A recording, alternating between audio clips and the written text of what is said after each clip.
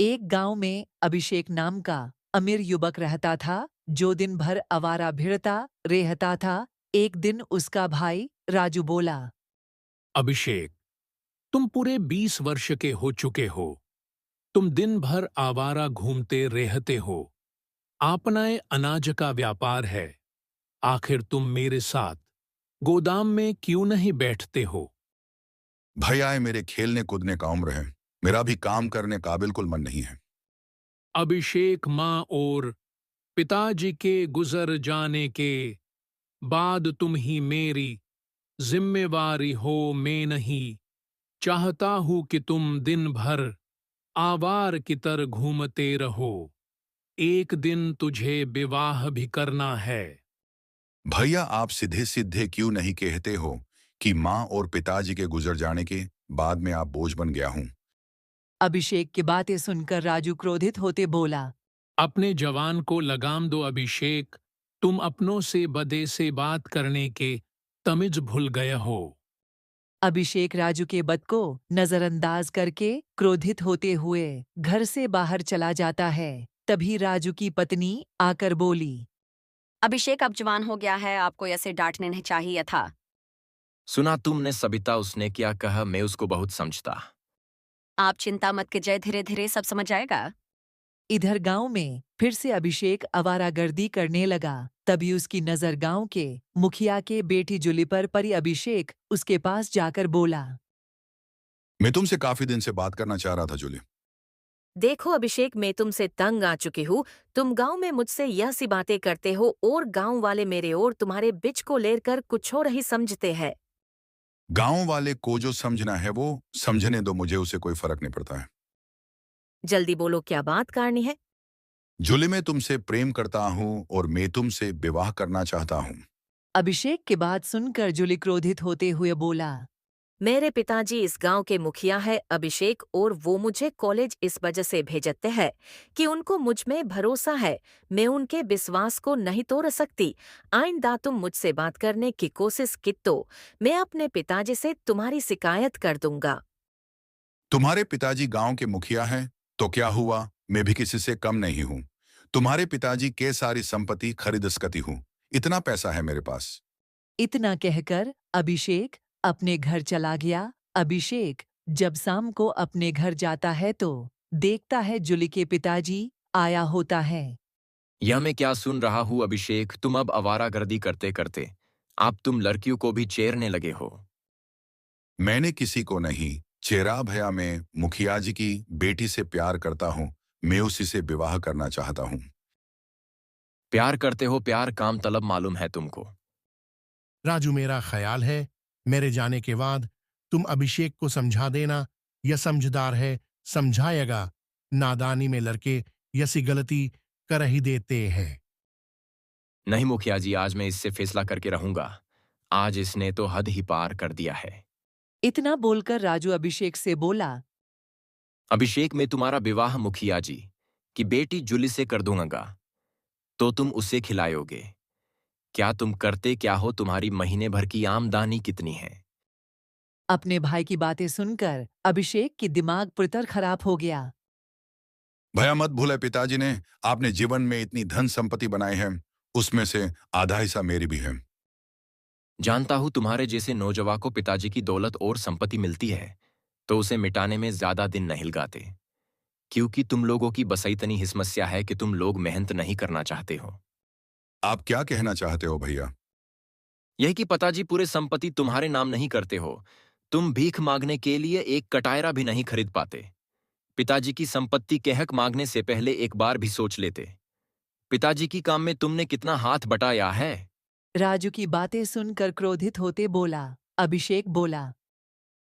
अगर यह सी बात है तो मुझे पिताजी के संपत्ति भिन्न ही चाहिए और यह घर भिन्न ही चाहिए। मैं घर छोड़कर जा रहा हूँ। अभिषेक, मेरी बात सुनो अभिषेक। मुझे कुछ नहीं सुनना है मुखिया जी। मेरे घर के मामले में आप बीच में ना आए तो अच्छा होगा। इताना बोलकर अभिषेक वहां से क्रोधित होकर चला गया। सबिता राजू से बोली। आपने यह सही नहीं किया। आपको अभिषेक से इतना कठोर रवैया नहीं अपनाना चाहिए था। नहीं सबिता, मैं आज इतना कठोर रवैया नहीं अपनाता तो अभिषेक का हौसला और भी बुलंद हो जाते। जो भाई अपने भाई को डांटते नहीं वो भाई अपने भाई की सबसे बड़े दुश्मन होते हैं। अभिषेक क्रोधित होकर अपने गांव के बीमा से बहुत दूर एक दूसरे गांव की ओर चला गया। उसके पास खाने तक के भी पैसे नहीं थे। अभिषेक भूखा पेसा थक हार कर एक गांव की सीमा पर बनी झोपड़ी के सामने बैठकर रोने लगा। आज मेरे माँ और पिताजी जीवित होते तो भैया मेरे साथ यह सा व्यवहार नहीं करते। मेरा इस दुनिया में कोई नहीं है। अभिषेक नहीं जानता था कि उस झोपड़ी के अंदर एक किशोर नाम का एक जवान युवक रहता था। किशोर उस झोपड़ी से बाहर निकल के बोला, कौन हो तुम और मेरे झोपड़ी के आगे आकर क्यों रो रहे हो? मेरा नाम अभिषेक है। अगर तुम्हारे झोपड़ी के सामने रोने से तकलीफ हो रही है तो मैं किसी और जग जाकर रो लेता हूँ। मेरा नाम किशोर है लगता है दोस्त। घर से काफी नाराज होकर आए हो और अंदर से उदास भी हो और शकल से काफी भूखे भी लग रहे हो। मैंने सुबह से कुछ नहीं खाया हूँ और मेरे पास खाने के लिए पैसे भी नहीं है। तो चलो मेरे साथ, मैं तुम्हें खाना खिलाता हूँ।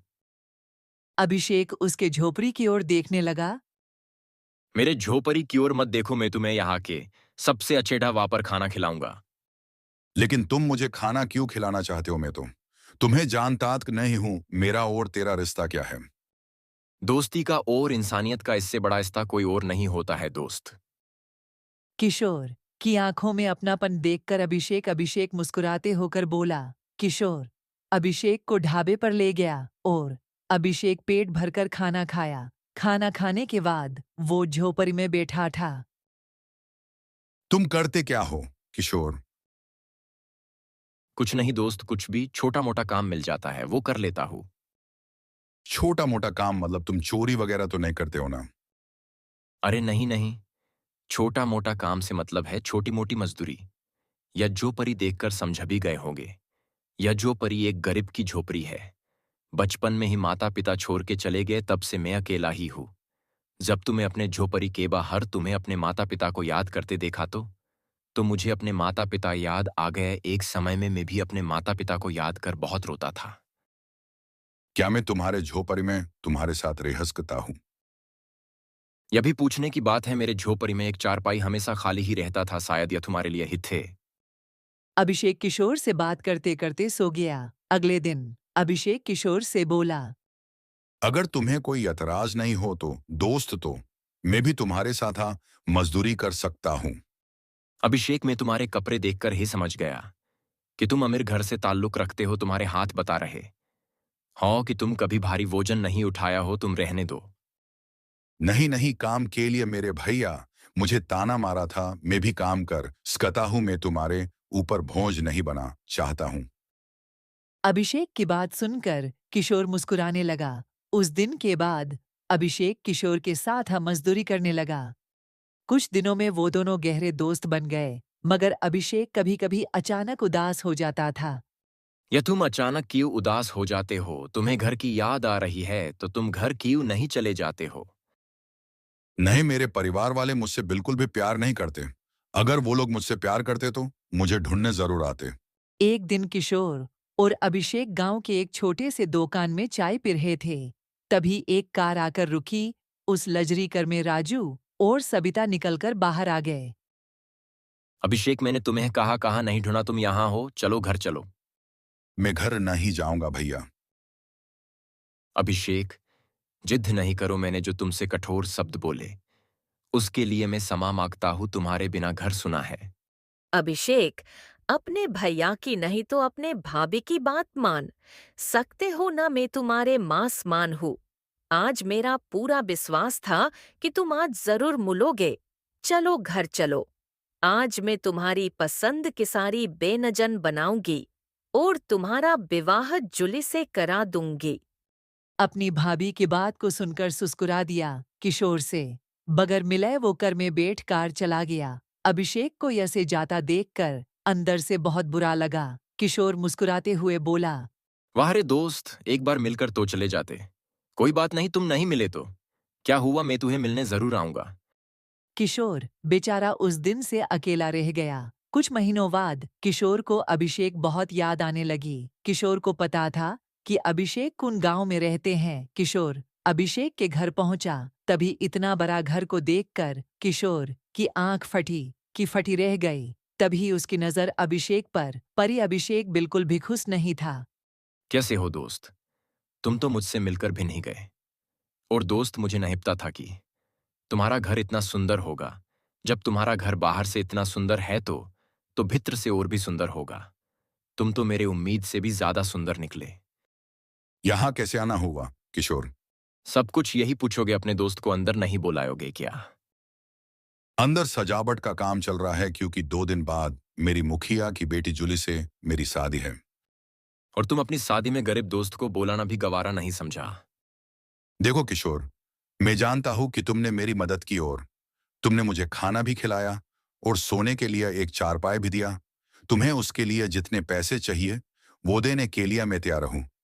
किशोर, तुम जानते नहीं हो मैंने जितने वक्त तुम्हारे साथ गुजारा है वो कितनी मुश्किल और मुसीबत से गुजारा है। इतनी सड़ी हुई और बदबूदार जग पे रेरा दम घुटता था, इसलिए मैं वहां से कभी कभी भागने को सोता था और तुम्हें लगता था कि मैं उदास हो जाता हूं। अभिषेक, तुम्हारी सोच बहुत छोटी निकली। दोस्त, मैंने तुम्हें सच्चे दिल से अपना दोस्त माना था, इसीलिए तुम्हारी मदद की थी। किशोर, तुम में और मुझ में जमीन आसमान का फर्क है। एक गरीब और अमीर कभी नहीं दोस्त हो सकते हैं। मैं नहीं चाहता हूं कि तुम्हें कोई और देखे जिससे मेरी बेइज्जती हो सके। तुम सीधे सीधे अपने घर चले जाओ। अभिषेक की बात सुनकर किशोर उदास हो गया और मुस्कुराता हुआ अपने घर चला गया।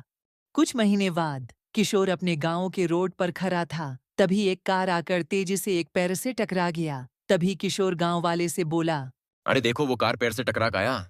किशोर सहित वहां सभी लोग चले गए।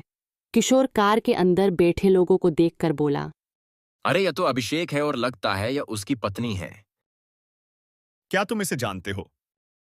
हमें इसे जानता हूं और मैं यह भी जानता हूं कि इसका घर कहाँ है। यह दोनों तो पूरी तरह से जख्मी है। इसे तुरंत अस्पताल ले जाना पड़ेगा भैया। सही कहते हो, जल्दी से इन दोनों को कार से निकालो। किशोर ने गांव वाले की मदद से उन दोनों को अस्पताल में एडमिट कर दिया। उस व्यक्ति ने किशोर की मदद से अभिषेक की परिवार वाले को बुला लिया। राजू दौड़ता हुआ वहां आ गया और डॉक्टर से बोला, डॉक्टर साहब, मेरे भाई की हालत कैसी है और उसकी पत्नी जूली कैसी है?